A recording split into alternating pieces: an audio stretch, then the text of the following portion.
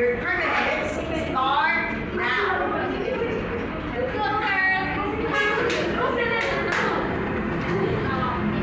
I know that CMC has good impact or use for everyone in this world.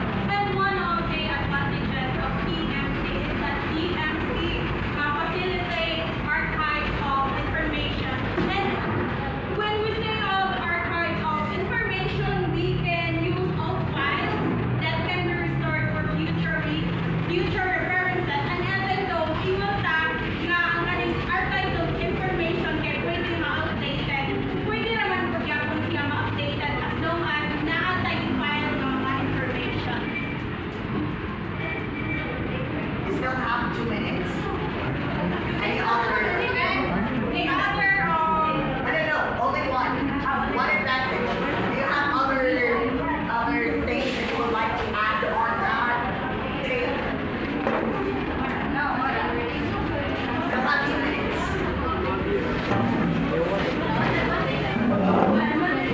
One advantage each. Yeah. So reserve your 2 advantages.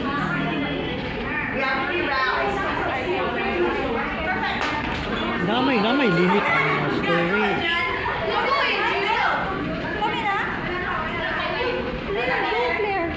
Okay, are you done? Yes. Go there, go Okay, there. let's have the devil's advocate for 3 minutes. Go. Okay, when we say like information right, we do acknowledge that CMC has great contribution in terms of storing information. But how sure are you that that information is authentic? For example, when we compare this, books really serve a purpose. Books are published. It has references. It is supported by a lot of authors as well. But if you say information in the internet can be updated, so anyone can update. Who will decide which is the truth? Who will decide what is really the fact? That's why we have now scams, and all of us doesn't know how to really distinguish what is fake news and what is not.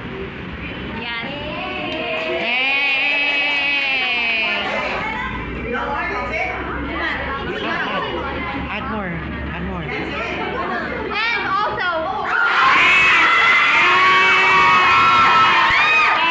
And also, because it is technology based, it can be hacked, can be, virus and everything.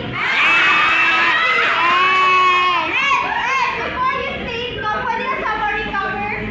So, if ma-recover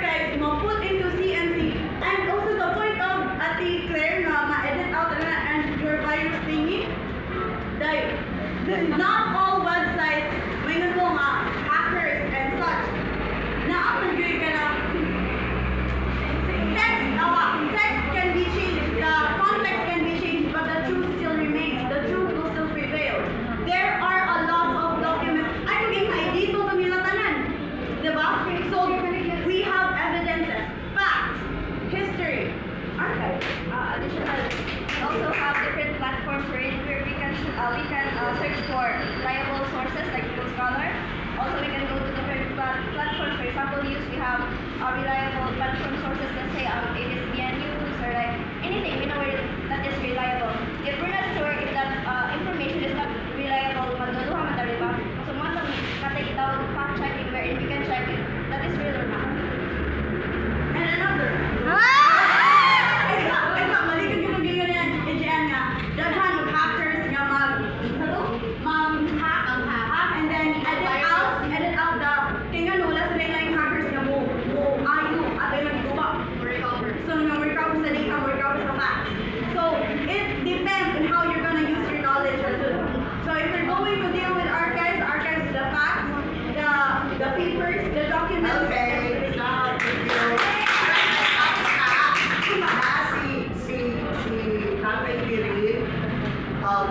Mas curious daw, is that gonna For free sa archive para di siya balitan. Tingnan, i-restore din natin sa museum, balitan sa siya. Ang mga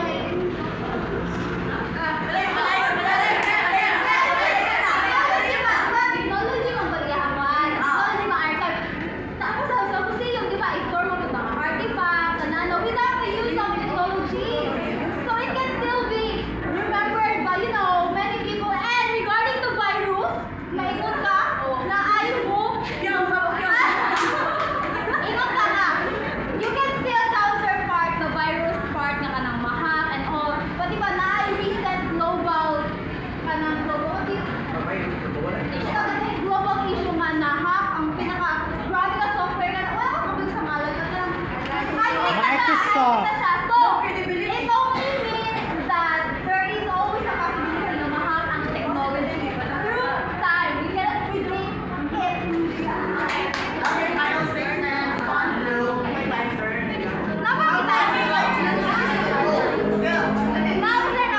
Go. Regarding sa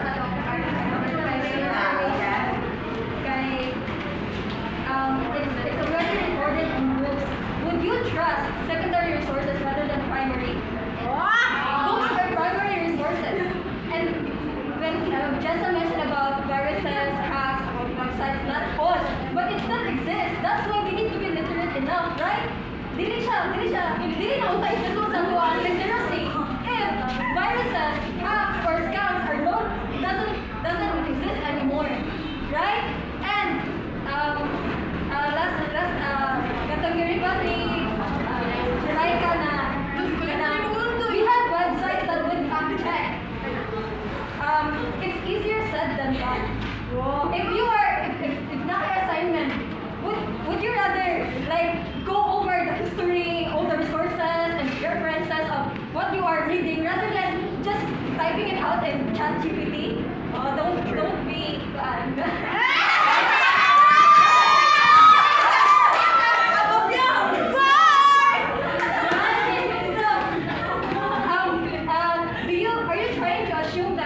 Are you trying to assume that everyone is already literate enough about type websites that will fact check? Everyone is literate enough for that? No? Okay, thank you. Final statement. And also, are you trying to assume that everyone can go to a museum? Right? That's what Adrian said. Nga. What is the purpose? Nga, ibuka mo na sa internet sa CMC if kaya na naa sa museum, naa sa libro. Right? You said that? Pero, did you ever think na dili tanan makaadto og museum? But, to be honest, technology is accessible for everyone. So we can act ang whole purpose of bringing it to life or for it to not be forgotten is, let's be honest, CMC has a various or a wide scope to everyone, right? Everyone can access it. Everyone can view the documents. So the purpose, as to what Adrian said nga, manong ato ang mga nga, pwede rin ito mag-visit of museums and such. And may kung sa ating prayer nga, pwede naman naaram na sa mga libro. Mao gani ang purpose sa CMC for you to be able to know that those things exist. Diba? Mao kay makabago nga. There is a book for this history, this archive. There is a museum for this one. And not everyone can go to a museum or not everyone can read that book. Kaya diba na may mga books nga ibutang sa museum that cannot be read? Nga ang imuharang mabutang mabasa sa internet is the articles of that book or the part of those books. Kaya gi-preserve man siya. Diba? Mao na siya purpose. So if you're going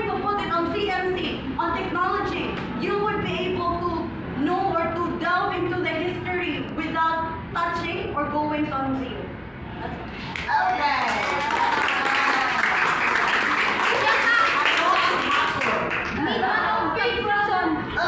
Students, Alright, thank you so much. Final statement. Final naman na. Hindi ko mag-final eh.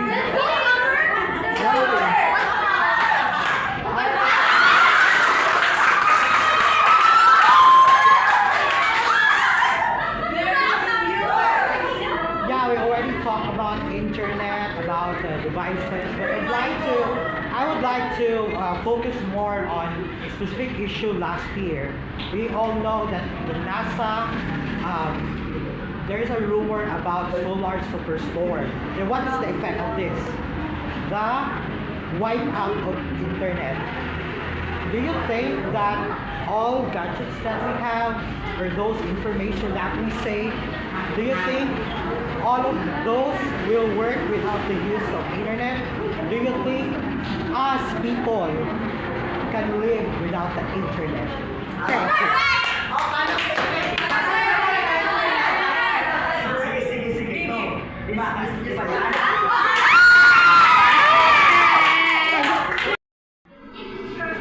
Superiority of fish and can reach vast numbers of users, unlike other sorts of communication like which are face-to-face, it is only limited to the person who is present at the same time, right? So that's how we see CMC as an advantage. Okay. The number of participants, accessibility.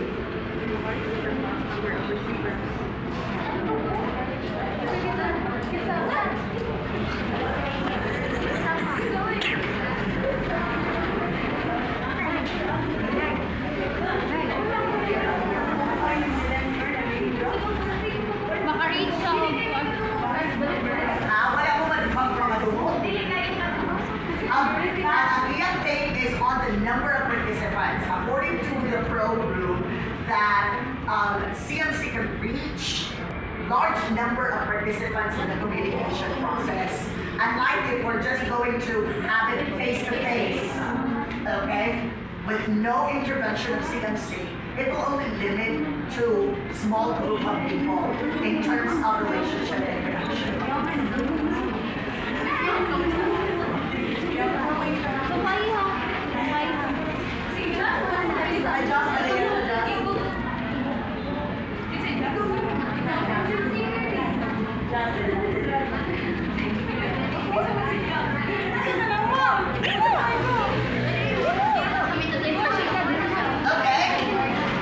Go.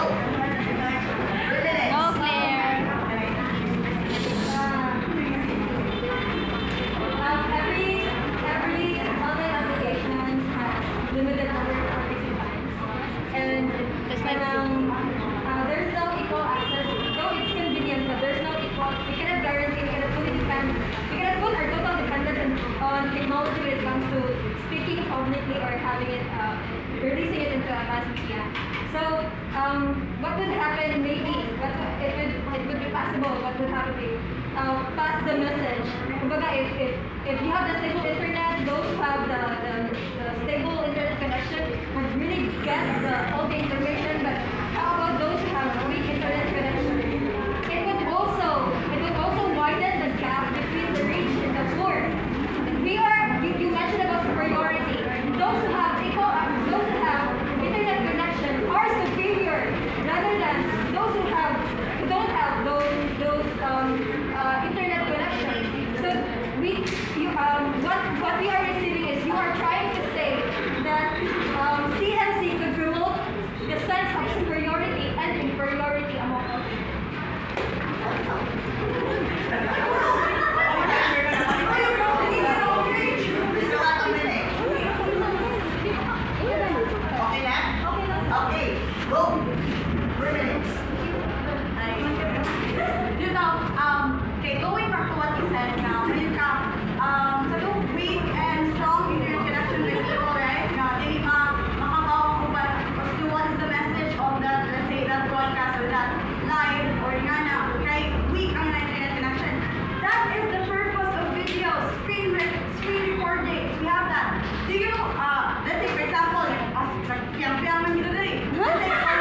For PPP, live na, Lazada, but people are screen recording it, uploading it to different social media platforms, uploading it in Facebook, TikTok, Twitter, yes, X na lang. Yung mga gusto. Diba? So, it is not the reason na low or hinay mo internet connection because your internet connection will not stay hinay forever. Because you can move to a different place to make your internet connection stronger, right? Because, diba? Then you can rewatch that message, that thing again. So that you will get the purpose or the message of what you're watching.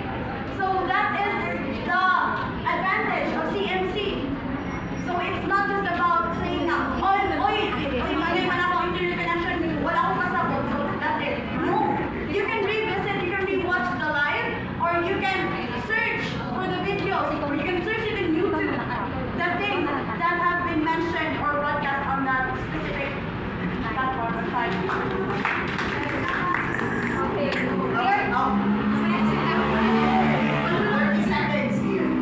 So another point that I guess we misunderstood. So what we think is the priority of reach is the broadness of how the message is widely spread, not between the poor and rich. That's what I meant with that, not really a level of life. Okay, thank you so much. Now, final statement. Hello, Claire. We are I will reply to this. We are back again to the access of the internet. Then again, if you don't have the internet, you don't have the access. Even if you have the devices or you can watch it later. But if there is no internet, you cannot access. It is convenient, but you don't have access. Your rebuttal is all about the range of the receivers, but we're now talking about the access then again. So for the superiority, reach and poor is just the example. But we mentioned superiority. What I'm trying to say is that those who have the access of the internet, since we're back again to the access, those who have the access of the internet you'll feel more superior than those who don't have. So though you have let's say both rich and poor has equal access of the internet, but those who can sustain their internet connection will feel superior rather than those who don't have stable internet connection. I think AJ will add.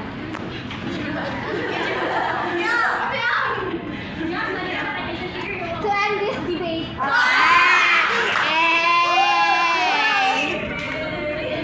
overall, we appreciate your sentiments about this discussion, but still, I want to